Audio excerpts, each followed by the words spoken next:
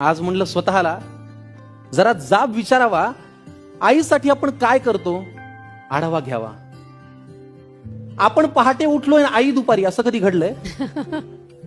आपण जेवायच्या आधी आईचं ताट आपण कधी वाढलंय?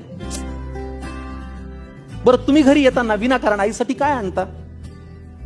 तुम्ही घरी येताना विनाकारण आईसाठी काय आणता? बरं तुम्ही सांगा, तुमच्या स्वतःच्या आईचा फेवरेट कलर कोणता? देवा, आईला हवं ते मिळू दे अशी प्रार्थना कधी केलीये? पाहिलं का आई शेवटची कधी ऑनलाईन आलीये? तिच्या बर्थडेची पार्टी तिच्या मैत्रिणींना बोलून आपण कधी देतो? तिने केलेला पसारा कधी आपण आवरतो? तरीही बाळाला कोणी बोललं की तिचं मन येतं भरून.